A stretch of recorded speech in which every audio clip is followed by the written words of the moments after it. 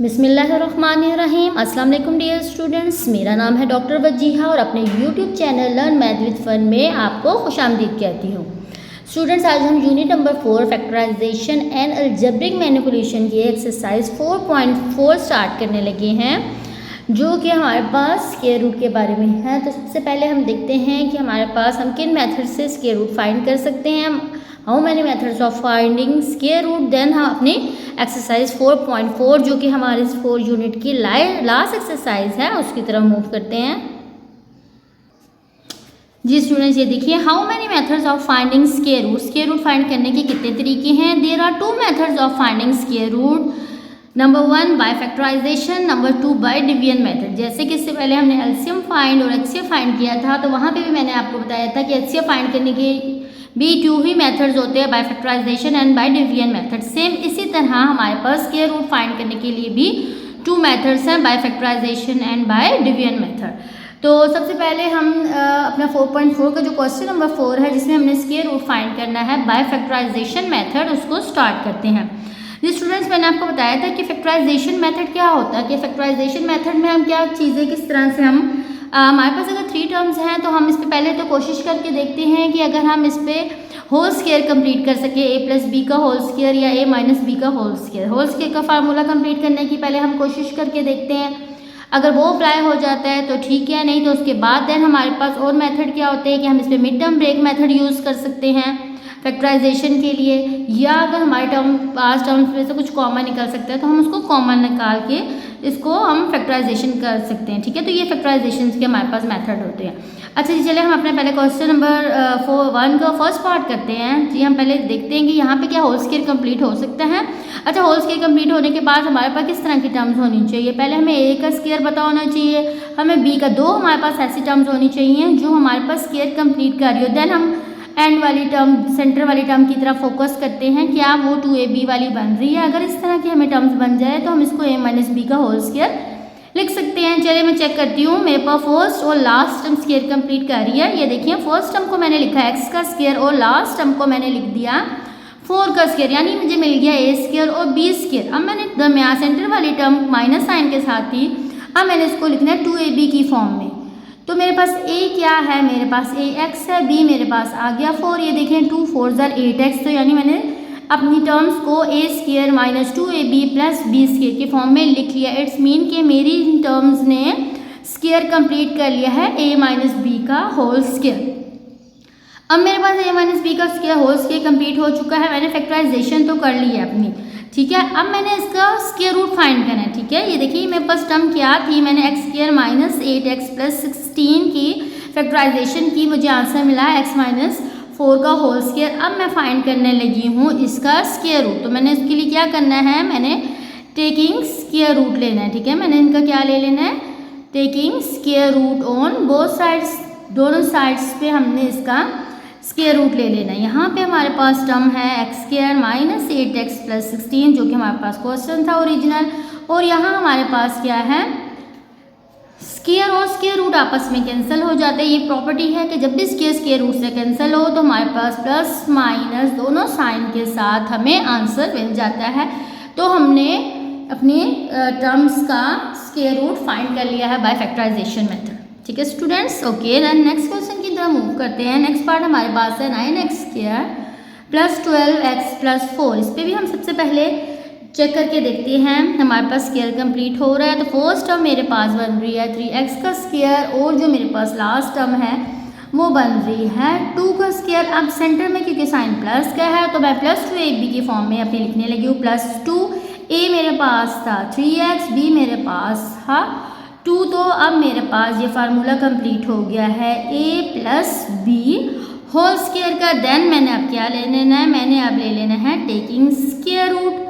अब मैंने अपनी टर्म का स्क्वायर रूट ले लेना है। अब मैं जब इस टर्म का स्क्वायर रूट लेती हूँ 3x प्लस 2 का, तो यहाँ पे मेरे पास स्क्वायर रूट से कैंसिल होने के बाद प्लस माइनस साइन के साथ मुझे इसका कंप्लीट आंसर मिल जाता है। ओके, उसके बाद नेक्स्ट का थर्ड पार्ट हम लिखते हैं। थर्ड पार्ट हमारे पास है जी 36 a square plus 84 a plus 49। अच्छा जी, इसको भी हम देखते हैं। हम अपने होल स्क्वायर का फार्मूला यहाँ पे भी कंप्लीट करते हैं। यहाँ पे देखिए फर्स्ट टर्म मेरे पास स्क्वायर बना रही है 6 का, ये मेरे पास आ जाएगा 6 6 36 होता है। और लास्ट टर्म मेरे पास स्क्वायर बना रही है 7 का, 7 7 49 होता है। देन अब मैंने सेंटर वाली अभी टर्म को लिखना है, प्लस है तो +2 a एंड b। a मेरे पास था 6 से, b मेरे पास था 7, तो अब मेरे पास ये जो टर्म थी a प्लस b का, इसने होल स्क्वायर कंप्लीट कर लिया है। अब मैं क्या करने लगी हूँ, इसका स्क्वायर रूट फाइंड करने लगी हूँ, टेकिंग स्क्वायर रूट। अच्छा जी, मैं अपनी टर्म का स्क्वायर रूट मैंने लिया तो स्क्वायर और स्क्वायर रूट आपस में कैंसिल हो गए हैं और मुझे 6a + 7 आंसर मिल चुका है। ओके स्टूडेंट, नेक्स्ट पार्ट की तरफ मूव करते हैं।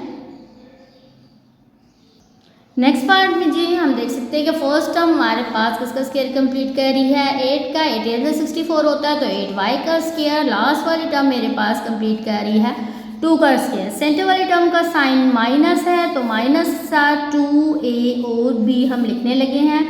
a हमारे पास था 8y, b हमारे पास था 2, तो मेरे पास यहाँ पे a - b का होल स्क्वायर कंप्लीट हो चुका है। अब मैंने क्या कर लेना है, टेकिंग स्क्वायर रूट मैंने ले लेना है।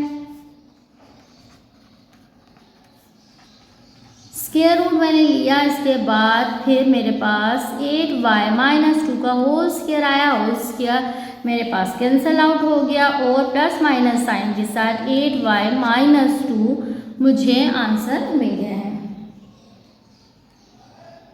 नेक्स्ट जी इसका हमारे पास है fifth part 200t square -120t + 18।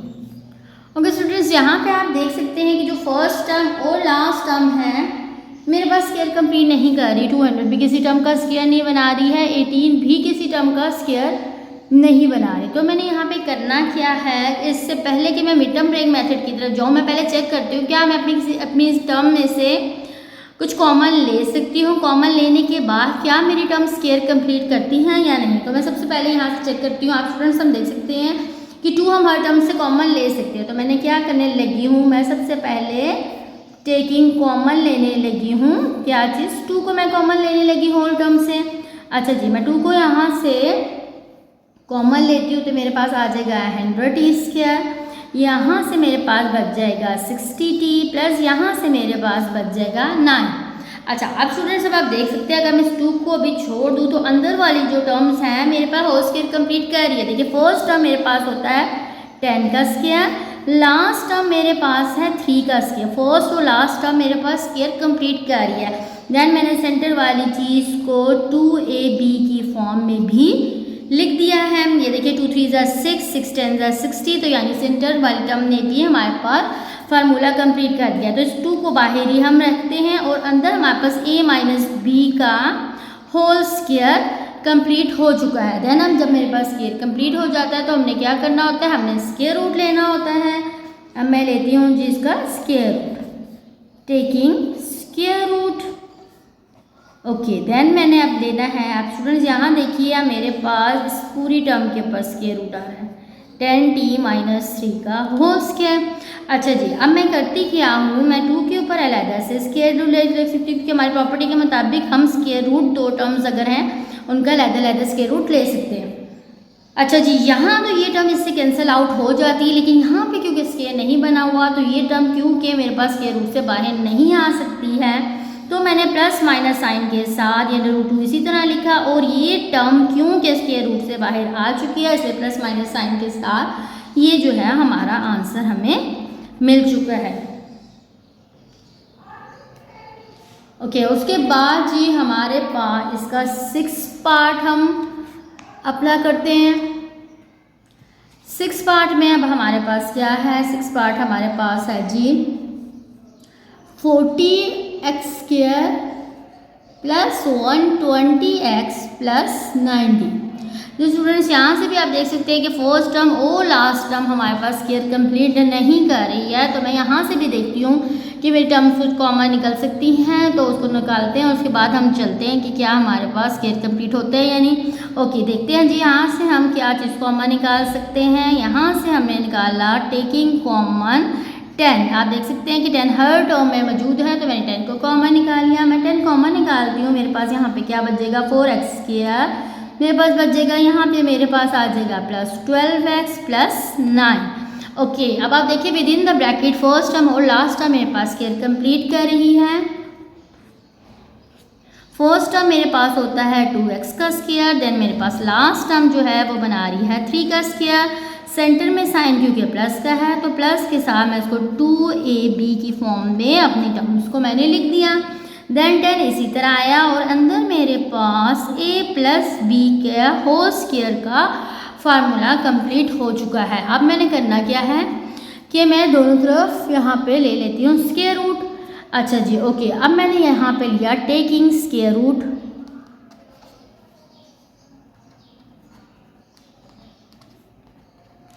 Then मैंने अब क्या करना है, मैंने 10 के ऊपर भी स्क्वायर रूट लिया और मैंने 2x प्लस 3 के ऊपर भी स्क्वायर रूट लिया। यहाँ स्क्वायर अंडर रूट से कट गया, जबकि 10 बाहर नहीं आ सकता, तो 10 हमारे पास स्क्वायर रूट के साथ ही रहेगा और यहाँ से हमें अंदर 2x प्लस 3 के साथ इसका आंसर मिल चुका है। जी स्टूडेंट्स, हमारे पास क्वेश्चन नंबर 1 4.4 का कंप्लीट हो चुका है। देन हम अपने क्वेश्चन नंबर 2 की तरफ मूव करते हैं। उसमें क्वेश्चन नंबर 2 हमें क्या कह रहा है, हमने स्क्वायर रूट फाइंड करना है। फाइंड स्क्वायर रूट, मैंने आपको बताया था ना कि स्क्वायर रूट फाइंड करने की 2 मेथड्स है। फर्स्ट मेथड तो जो बाय फैक्टराइजेशन था वो हम कर चुके हैं। जो सेकंड मेथड है find square root by division method. अब हम डिवीजन मेथड यूज़ करते हुए अपने स्क्वायर रूट को फाइंड करेंगे। ठीक है स्टूडेंट। अच्छा जी, सेकंड क्वेश्चन का फर्स्ट पार्ट मैं लिखने लगी हूँ। फर्स्ट पार्ट मेरा है 4x⁴ minus 28x³ plus 37x² plus 42x plus 9। Okay, अच्छा जी स्टूडेंट्स, अब मैंने करना क्या है, स्क्वायर रूट फाइंड करना है, तो मैं इसको स्टार्ट करने लगी हूँ अपनी टर्म्स को। 4x⁴ minus 28x³ plus 37x² plus 42x plus 9। अच्छा स्टूडेंट, मैं यहाँ पे इसका रफ वर्क भी करूँगी। सबसे पहले स्टूडेंट्स अब यहाँ पे आप देख सकते हैं कि यहाँ पे तो कोई टर्म नहीं है, हम किससे डिवाइड करते हैं। यानी वैसे तो हमें जब पिछले डिवीजन वाले क्वेश्चन में कोई टर्म दी होती है जिससे हमें डिवाइड करना होता है, यहाँ तो हमने फाइंड इसका स्क्वायर रूट फाइंड करना होता है। अब स्क्वायर रूट फाइंड करने के लिए हमने इसकी सबसे पहले हमने काम क्या करना होता है, इसके फर्स्ट टर्म को एलिमिनेट करना होता है, फर्स्ट टर्म खत्म करनी होती है। अच्छा जी, अब आप करेंगे क्या स्टूडेंट्स, आप यहाँ पे आप देखिए जो हमारे पास फर्स्ट टर्म है आपने उसको चेक करना है, वो है क्या 4x⁴। अच्छा ठीक है, इस फर्स्ट टर्म का स्क्वायर सिंगल टर्म के तो हम स्क्वायर रूट फाइंड कर सकते हैं। तो इसका स्क्वायर रूट क्या बनेगा, इसका पहले स्क्वायर बनाइए, किसका स्क्वायर बनेगा 2x² का स्क्वायर। ठीक है, देन इसका जब आप स्क्वायर रूट फाइंड करते हैं तो मुझे आंसर मिल गया 2x²। यानी ये वो टर्म है जिससे मैं अपने क्वेश्चन को स्टार्ट करती हूँ। यानी मैंने फर्स्ट टर्म का स्क्वायर रूट लिया, जो आंसर आता है मैंने उससे अपने क्वेश्चन को स्टार्ट करना है। यानी मैंने 2x² यहाँ पे भी लिखना है, जो मैं टर्म यहाँ लिखूंगी वही टर्म मैंने ऊपर भी लिखनी है। देन इन दोनों टर्म्स को मल्टीप्लाई करा के मेरे पास यही आंसर बनता है 2 × 4 x⁴। यहाँ से मैंने अपने क्वेश्चन को स्टार्ट करना है और फर्स्ट टर्म को मैंने कैंसिल आउट कर देना है। ठीक है स्टूडेंट्स, मैंने क्या किया, मैंने फर्स्ट टर्म जो मैंने एलिमिनेट करनी है, मैंने देखा कि मैंने उसको जब स्क्वायर रूट लिया आंसर आया 2x²। यानी मैंने 2x² से अपने क्वेश्चंस को स्टार्ट करना है। 2x² यहाँ भी लिखा, 2x² यहाँ भी लिखा। देन जो टर्म्स ऊपर और नीचे लिखी होती हैं उनको मल्टीप्लाई करके आंसर हमने यहाँ पे लिख देना होता है। ये स्टार्टिंग स्टेप होता है, सबसे पहला फर्स्ट स्टेप होता है। ठीक है, अच्छा उसके बाद अब स्टूडेंट्स अब हमने करना क्या होता है, फर्स्ट टर्म हमारे पास कैंसिल आउट हो जाती है। देन हमने स्टेप बाय स्टेप भी क्वेश्चन सॉल्व करने होते हैं। 3 स्टेप्स में हमारा क्वेश्चन कंप्लीट होता है। अभी मैंने फर्स्ट स्टेप कर लिया, फर्स्ट स्टेप में एक टर्म कैंसिल आउट हुई। अब सेकंड स्टेप में मैंने 2 टर्म्स लिखनी है, उतारनी है। तो 2 टर्म्स अगली क्या है 28x³ plus 37x²। Okay, 2 terms जब अगर यहाँ पे होती है तो बाहर भी 2 टर्म्स होनी चाहिए। अगर अंदर यहाँ एक टर्म हम सॉल्व करें तो बाहर भी एक ही टर्म होनी चाहिए। ठीक है, ओके, अब यहाँ फर्स्ट टर्म कैसे बनती है स्टूडेंट ये जो टर्म ऑलरेडी हमने लिखी होती हैं इनको हम ऐड करते हैं, जस्ट नंबर्स ऐड होते हैं, ठीक है। देखिए अब 2 और 2 जो हमारे पास ऐड होके मुझे आंसर क्या दे देगा 4x²। जस्ट ऐड होते हैं तो आपको पता है पावर चेंज नहीं होती है, तो इन दोनों ने ऐड होके मुझे 4x² दे दिया। अच्छा अब मैंने करना क्या है, अब मैंने यहाँ ये फर्स्ट टर्म खत्म करनी है, ठीक है। मैंने 4x² को किसी ऐसे नंबर से मल्टीप्लाई करना है कि -28x³ आए, ठीक है। तो अब मैंने इसको -7 से मैंने इसको मल्टीप्लाई करवाना है और एक x से। अच्छा अब इसका रूल क्या है कि जो टर्म मैं यहाँ लिखती हूँ वो टर्म यहाँ पे भी लिखी जाती है, सेम टर्म्स। यानी अब मेरे पास ये वाली टर्म आंसर ऊपर लिखी जाएगी और जिसका आंसर होगा वो यहाँ पे लिखा जाएगा। और ये टर्म मेरे पास क्या बच गया 4x²। अच्छा इसको पहले सॉल्व करते हैं, मुझे आंसर देगी 28x³ देन माइनस और minus plus 7 7 49x²। Okay students अब देखिए हमारे पास 3 टर्म्स हैं। First term 4x² minus 7x, 4x² minus 7x यहाँ लिखी जाएगी। ये जो जिस टर्म से हम मल्टीप्लाई करवा रहे होते हैं ये टर्म हमारे पास लिख दी जाती है ऊपर, और ये टर्म जो आंसर में आती है ये टर्म मेरे पास लिख दी जाती है यहाँ पे -28x³ plus 49x²। Okay then हमने इसके साइन चेंज किया, फर्स्ट टर्म मेरे पास कैंसिल आउट होगी। देखिए फर्स्ट स्टेप कंप्लीट हो चुका है, सेकंड टर्म कंप्लीट हो चुका है, थर्ड स्टेप रह गया। अब देखिए थर्ड स्टेप में फर्स्ट स्टेप में 1 टर्म, सेकंड स्टेप में 2 टर्म, थर्ड स्टेप में 3 टर्म्स होनी चाहिए। अच्छा पहले तो इन दोनों को सॉल्व करते हैं, तो ये मुझे आंसर मिल जाएगा -12x²। इन दोनों ने सॉल्व होकर आंसर दिया, बाकी 2 टर्म्स हमारे पास बच गई थी, मैंने इन दोनों टर्म्स को यहाँ पे उतार लिया। फिर स्टूडेंट्स मैंने बताया था अंदर जितनी टर्म्स है बाहर भी इतनी ही होनी चाहिए। देखिए 4x² इसी तरह आया। अब जो 2 न्यू टर्म्स यहाँ पे लिखी जाती, जैसे हमने पहले इनको ऐड करके 4 बनाया था, अब इन दोनों को ऐड करना है। -7 और -7x को ऐड करें तो ये मेरे पास आंसर बनता है -14x। अब मैंने रफत में क्या काम करना है, मैंने अब यही लिखा 4x² माइनस 14x। मैंने इसके साथ कोई ऐसी टर्म मल्टीप्लाई करनी है जो आंसर मुझे देती हो -12x²। तो क्या टर्म होगी वो -3। अब जो टर्म मैंने यहाँ लिखी वो टर्म मैंने यहाँ पे भी लिखनी होती है -3। जो मैंने टर्म अपनी सर्च आउट की वो मैंने यहाँ भी लिखनी होती है। अच्छा जी अब इसके आंसर निकालते हैं, -12x² माइनस और minus plus 42x plus 9। Okay अब लिखने का मेथड क्या होता है, जो ऊपर वाली टर्म होती है यहाँ बाहर लिखी जाती है। 4x² माइनस 14x माइनस 3, ये जिससे मल्टीप्लाई करा रहे होते हैं वो कहाँ लिखा जाता है ऊपर, और जो आंसर होता है वो आंसर इसके नीचे लिखा जाता है। और यहाँ पे हम जब इनके साइन चेंज करेंगे तो हमें हमारा कंप्लीट आंसर मिल जाएगा। ठीक, तो ये हमारे पास में इसका आंसर क्या हुआ, सो स्क्वायर रूट इज, तो स्क्वायर रूट का आंसर क्या होगा,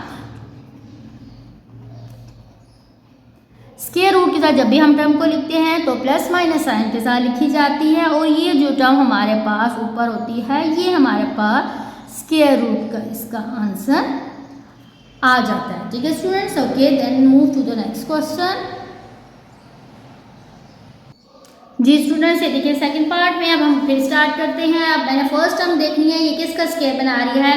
फर्स्ट टर्म जो होती है मेरे पास ये 11 का स्क्वायर बना रही है। ठीक है, ये देखिए 121x की पावर 4। फर्स्ट टर्म का जब मैं स्क्वायर रूट फाइंड करती हूँ तो मैंने क्या फाइंड करना है, ये मेरे पास किसका स्क्वायर बना रहा है, x² का स्क्वायर। तो यानी ये मेरे पास टर्म है जिससे मैं अपनी क्वेश्चन को स्टार्ट करने लगी हूँ। यानी 11x² इंटू 11x², देन ये दोनों मल्टीप्लाई होकर 11 11 121x की पावर 4 बन जाती हैं। साइन इनके चेंज करती हूँ, फर्स्ट टर्म मेरे पास कैंसल आउट हो जाती है। देन फर्स्ट टर्म हो चुकी है। नेक्स्ट हमने कितनी टर्म्स लेनी है, 2 टर्म्स, माइनस 183x² प्लस 216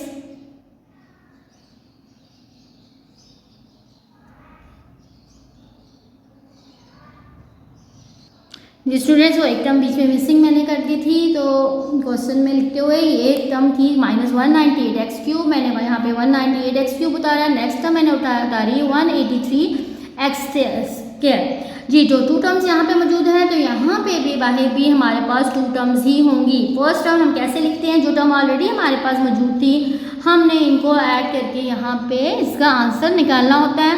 तो देखिए 11 और 11 को जब मैं ऐड करती हूँ 11x² को, तो मुझे क्या आंसर मिल जाता है, मुझे इसका आंसर मिल जाता है 22x²।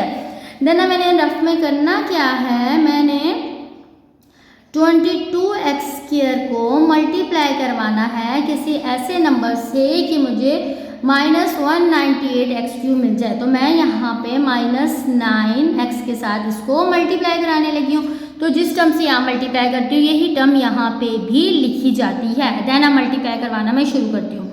-9 को 22 से मल्टीप्लाई किया, -198x³ बना, देन माइनस और माइनस प्लस 9 9 81x², मुझे इसका आंसर मिल गया।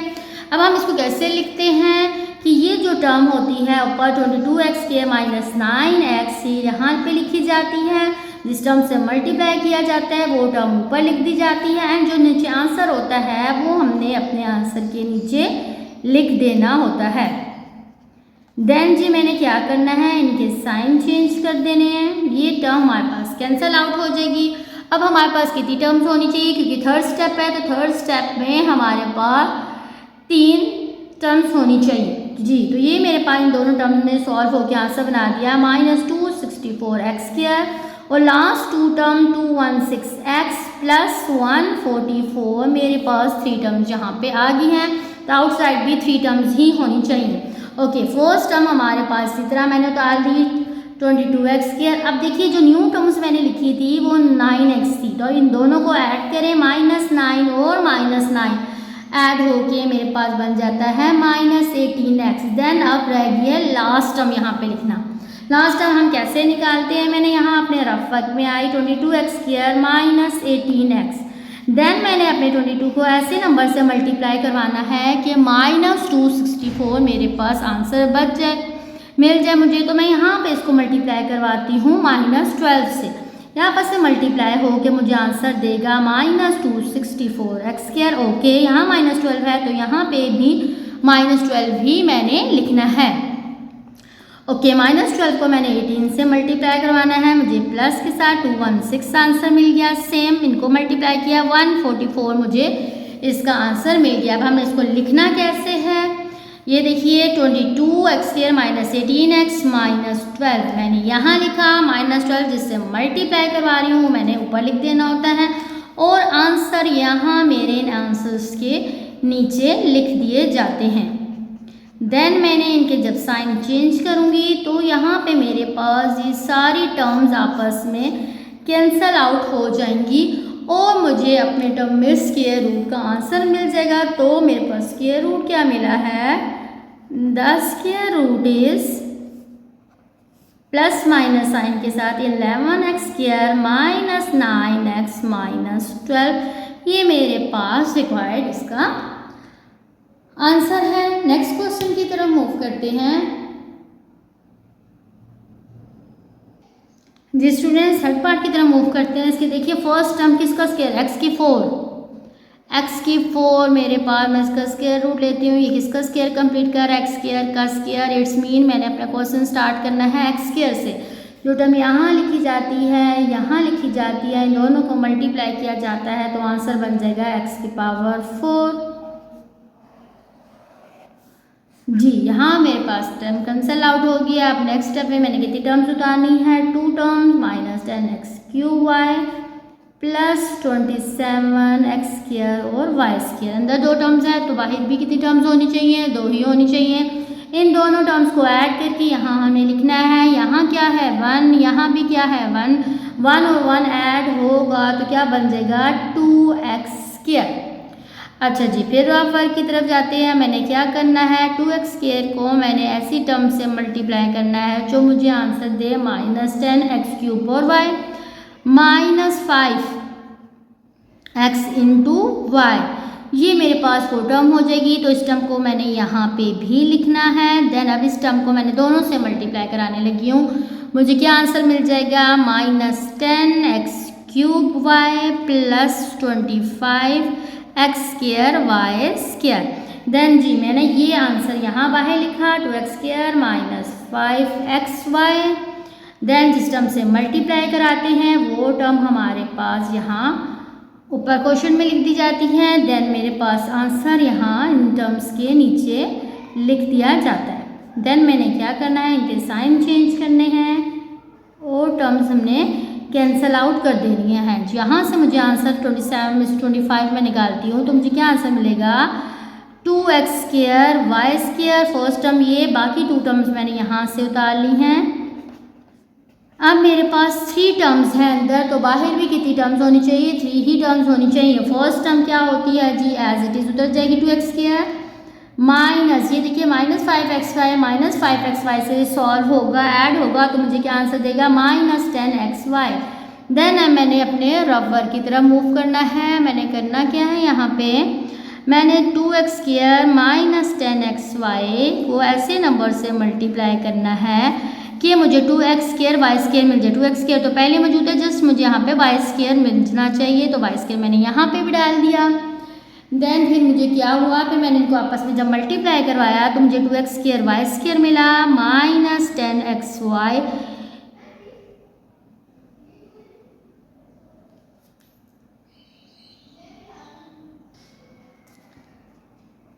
और एंड में मुझे y की पावर 4 मिल गई जी। अब मैंने यहाँ पे लिखा, देखिए यहाँ पे क्या आ जाएगा, यहाँ पे आ जाएगा प्लस y², ऊपर भी हमारे पास आ जाएगा जस्ट y², नीचे हमें क्या मिल जाएगा 2x² y² minus 10xy³ plus y4। यहाँ जी मैंने इनके साइन चेंज किए तो तीनों टर्म्स आपस में मेरे पास कैंसल आउट होके मुझे रिमाइंडर 0 दे देती है। तो इसका मतलब है मुझे अपने स्क्वायर रूट मिल चुका है। तो मेरा स्क्वायर रूट का आंसर क्या है, x² minus 5xy plus y²। ये मेरे पास अपनी टर्म्स का आंसर आ गया है। इसे नेक्स्ट पार्ट की तरफ मूव करते हैं जी। नेक्स्ट क्वेश्चन स्टार्ट करते हैं। कहाँ से स्टार्ट होगा, हमारे पास 4x⁴ हमारे पास किसका स्क्वायर बनता है 2x² का स्क्वायर। तो मैंने यहाँ पे 2x² से स्टार्ट करना है अपनी टर्म्स को। इन दोनों को मल्टीप्लाई करते हैं तो 4x⁴ बन जाता है, कैंसल आउट होगी। यहाँ से मुझे मिल जाएंगी 2 टर्म्स। देन मैंने इन दोनों को ऐड करा, यहाँ मुझे आंसर मिला 4x²। 4x² को मैं किससे मल्टीप्लाई करवाऊँगी माइनस 3x से, माइनस 12x³ प्लस 9x²। मुझे आंसर मिल गया। देन मैंने यहाँ पे वैल्यूज़ लिखने के बाद मुझे minus 12x³ plus 9x² cancel out हो गई। इन दोनों को हमने सॉल्व किया, मुझे आंसर मिला 28x² minus 42x plus 49। Then मैंने यहाँ पे लिखना है और इन दोनों को ऐड करना है, माइनस 6x मुझे मिल गया। अब मैंने 4x² माइनस 6x के साथ ऐसी टर्म को मल्टीप्लाई करवाना है जो मुझे 28x² आंसर दे दे, सॉरी 7। तो यहाँ पे मैंने 7 लिख लिया।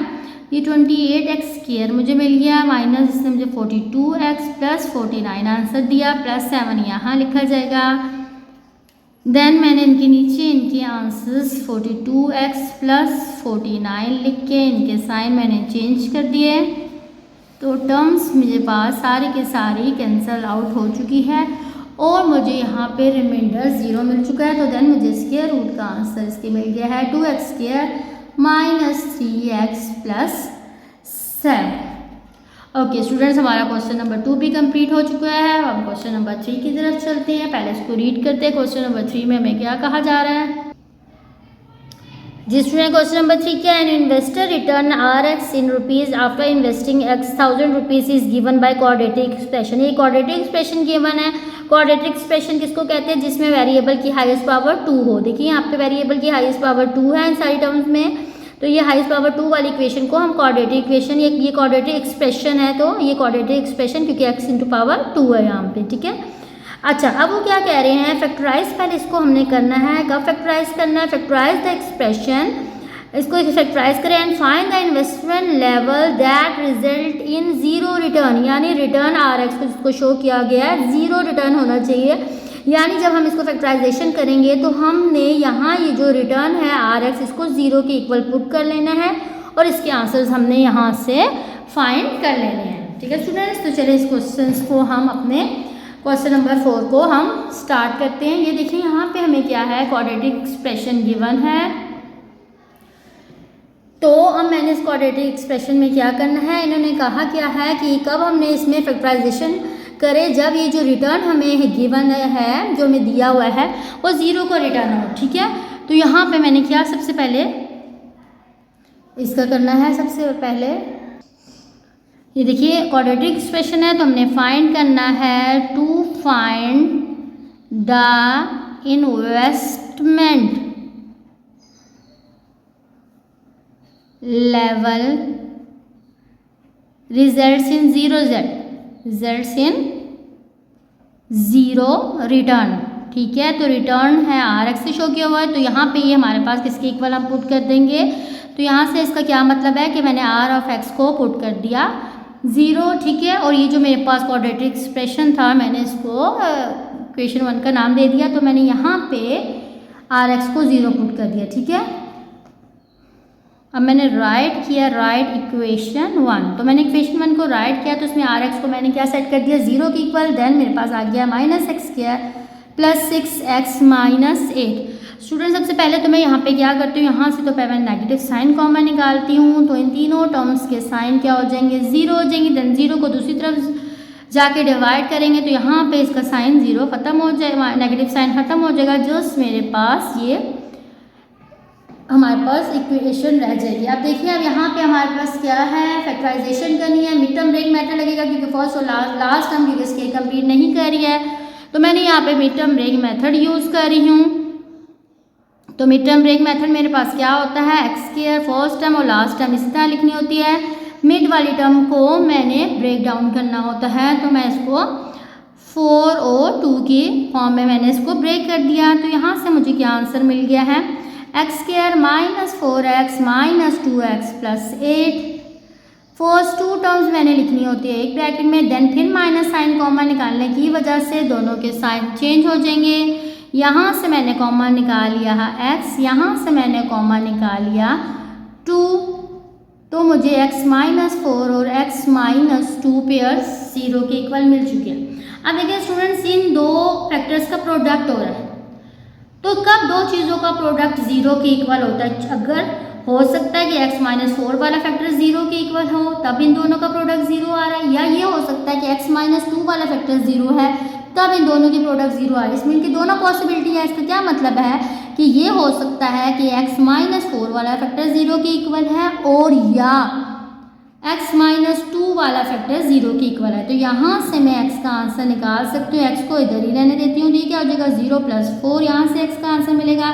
यहाँ पे भी मैं 0 + 2 इधर लेके आती हूँ, तो मुझे यहाँ से एक x का आंसर मिल गया 4 और एक मुझे यहाँ से x का आंसर 2 मिल गया है। ठीक है, तो ये मेरे पास वो दो आंसर्स हैं या दो वो x की वैल्यूज़ हैं जिसकी वजह से हमारे पास हमने इसकी वैल्यू फाइंड करनी थी, जिनकी वजह से 0 इन्वेस्टमेंट रिजल्ट हमें मिलता है। ये स्टूडेंट क्वेश्चन नंबर 4 की तरफ मूव करते हैं। क्वेश्चन नंबर 4 क्या कह रहा है हमारे पास, a company profit FP of x in polynomial x में in rupees from selling x unit of a product is model by cubic expression. ठीक है, कंपनी किसी चीज़ को सेल कर रही है, selling product x unit show कर रहे हैं, तो ये हमारे पास एक पोलिनोमियल दी हुई है क्यूबिक एक्सप्रेशन में। क्यूबिक एक्सप्रेशन कौन सा होता है, जिसमें वेरिएबल की हाईएस्ट पावर क्यूब आ रही हो। ठीक है, तो ये क्यूबिक एक्सप्रेशन है। इससे पीछे वाला जो क्वेश्चन था वो हमारे पास क्वाड्रेटिक एक्सप्रेशन था क्योंकि उसमें वेरिएबल की हाईएस्ट पावर 2 थी। तो यहाँ हमारे पास क्या दिया जा रहा है, क्यूबिक एक्सप्रेशन है क्योंकि इसमें x की पावर हमारे पास 3 है। Find the break even points where the profit is 0। P of x किसको शो कर रहा था, प्रॉफिट को शो कर रहा था, तो हमने क्या कहा है कि x ब्रेक इवन पॉइंट्स यानी x की वैल्यूज यहाँ पे फाइंड करें, तो जहाँ पे प्रॉफिट 0 है, यानी हमें यहाँ पे भी वही काम करना है कि प्रॉफिट को 0 के इक्वल पुट करके इवन पॉइंट्स फाइंड करने हैं, ब्रेक इवन पॉइंट्स यानी x की वैल्यूज़ भी यहाँ पे हमने फाइंड करनी है। तो चलिए अपने क्वेश्चन की तरफ मूव करते हैं। जी ये देखिए मैंने क्यूबिक एक्सप्रेशन यहाँ पे लिख दिया है, मैंने इसको इक्वेशन 1 का नाम दे दिया है। मैंने यहाँ पे करना क्या है, क्वेश्चन में क्या कहा गया, मैंने ब्रेक इवन पॉइंट्स फाइंड करने हैं, ठीक है। टू फाइंड क्या फाइंड करना है, break even points where profit is, जहाँ पे प्रॉफिट क्या करना है इज जीरो सेट, यानी इसमें जीरो के इक्वल उसको सेट करना है। तो इसका क्या मतलब है कि पी ऑफ एक्स को मैं क्या पुट करने लगी हूँ, जीरो के इक्वल कहाँ पे, इक्वेशन 1 में, तो राइट इक्वेशन 1 करने लगी हूँ। इक्वेशन 1 मेरे पास क्या बन गई है, पी ऑफ एक्स को मैंने पुट कर दिया है जीरो के equal x cube minus 15x² plus 75x minus 125। Okay students, यहाँ देखिए अब ये हमारे पास क्यूबिक पॉलिनोमियल है, तो यहाँ पे हम क्यूब का फार्मूला अप्लाई करेंगे जो हमने इसे लास्ट एक्सरसाइज से भी लास्ट की थी, जिसमें मैंने आपको क्यूब के फार्मूले ओपन करना सिखाए थे। तो उस फार्मूले के मुताबिक हम अपनी टर्म्स को पहले फार्मूले को कंप्लीट करते हैं। ये देखिए ए का क्यूब, फर्स्ट टर्म मेरे पास क्यूब बना रही है ए क्यूब, लास्ट टर्म मेरे पास बी क्यूब बना रही है 5 का, तो ये मुझे क्या मिला ए क्यूब और बी क्यूब, और सेंटर वाले अब नेक्स्ट टर्म का इसका साइन नेगेटिव है, तो 3 के साथ क्या होता है ए स्क्वायर बी, ठीक है। A cube minus 3 a square B, ये हमारे पास है एक्स, ए का स्क्वायर बी हमारे पास था 5। नेक्स्ट टर्म को मैंने कैसे लिखना है 3a b का स्क्वायर, ये फार्मूला मैं कंप्लीट कर रही हूँ। 3a मेरे पास है x और b क्या है मेरे पास 5, ठीक है। तो मैंने यहाँ पे स्टूडेंट्स कौन सा फार्मूला मैंने अप्लाई किया है, यहाँ पे मैंने ये देखिए ये फार्मूला अप्लाई करा है A cube minus 3a square B plus 3ab square minus b cube, ये फार्मूला मैंने इस फार्मूले के मुताबिक ये देख लिखिए A cube minus 3a square B plus 3ab square minus b cube. तो ये मेरे पास फार्मूला किसका कंप्लीट होता है,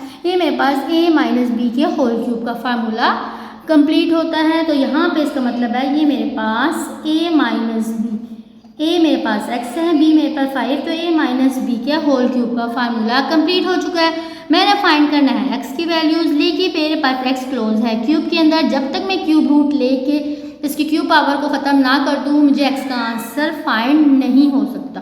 तो मैंने क्या लेना है, taking cube root on both sides, cube root मैं लेने लगी हूँ, taking cube root on both sides, ठीक है। अच्छा जी, क्यूब रूट ये x माइनस 5 की पावर 3 है, क्यूब रूट के लिए क्या होता है इस रूट के ऊपर क्यूब आ जाता है। अब ये क्यूब और क्यूब रूट आपस में कैंसिल आउट हो गया, सेम यही काम मैंने यहाँ पे भी करना है, क्यूब रूट ले लेना है, 0 का क्यूब रूट आप लें तो आंसर 0 ही आता है, और यहाँ से हमें आंसर इसका मिल गया है x माइनस 5, क्योंकि क्यूब ने क्यूब रूट को आपस में कैंसिल कर दिया। यहाँ से मैं 5 को 0 के पास लेके जाती हूँ, तो यहाँ से मुझे x का आंसर मिल जाता है 5। तो हमारे पास आंसर क्या है, therefore the company breaks even when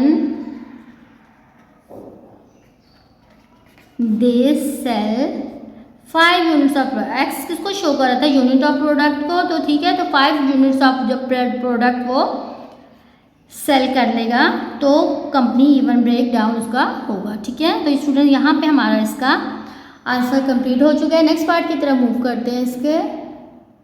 ji student, question number 5 क्या है, the potential energy V of x, potential energy आपको गिवन है इन एन इलेक्ट्रिक फील्ड, किसी भी इलेक्ट्रिक फील्ड है उसकी पोटेंशियल एनर्जी आपको गिवन है, वो वेरीज कर रही है क्यूबिक फंक्शन के, ठीक है, as varies as cubic function of distance x, distance जो है डिस्टेंस को एक्स से शो किया जा रहा है, उसकी जब क्यूबिक फंक्शन लिया जा रहा है तो वो हमारे पास इसको पोटेंशियल एनर्जी के एक्सप्रेशन को शो कर रहा है, ठीक है। तो ये हमारे पास पोटेंशियल एनर्जी का एक्सप्रेशन गिवन है, हमने करना क्या है, determine where the potential energy is 0, कहाँ पे पोटेंशियल एनर्जी 0 हो रही है, पोटेंशियल एनर्जी को हमने 0 के इक्वल हमने यहाँ पे पुट करना है। इसको सेट करने के बाद x जो कि डिस्टेंस है हमने इसको फाइंड करने लगे हैं।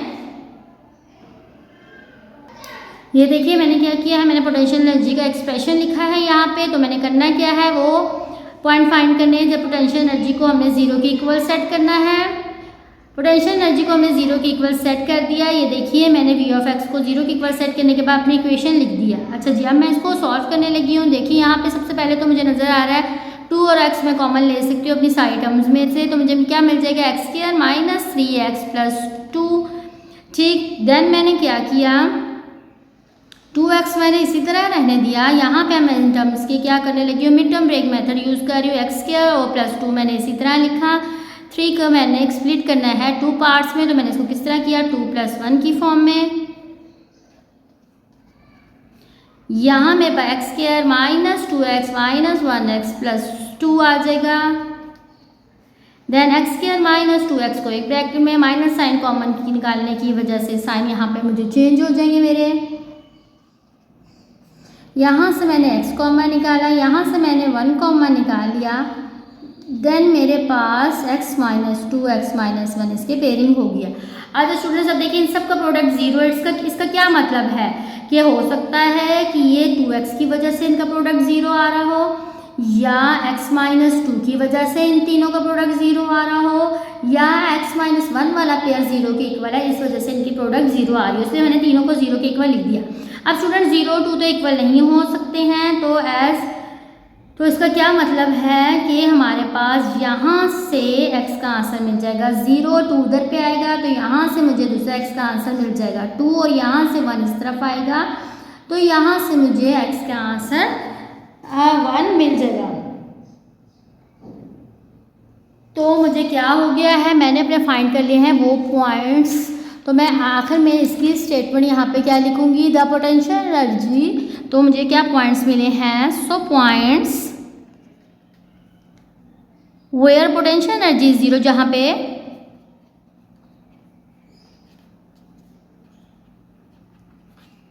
इज जीरो पोटेंशियल एनर्जी जहाँ पे जीरो मिल रही है, वो हमारे पास पॉइंट्स कौन कौन से हैं, x equals to 0, x equals to 1 and x equals to 2। जी स्टूडेंट्स, अब हमारा लास्ट क्वेश्चन नंबर 6 रह गया। तो पहले क्वेश्चन को रीड करते हैं, देन इसको सॉल्व करना शुरू करेंगे।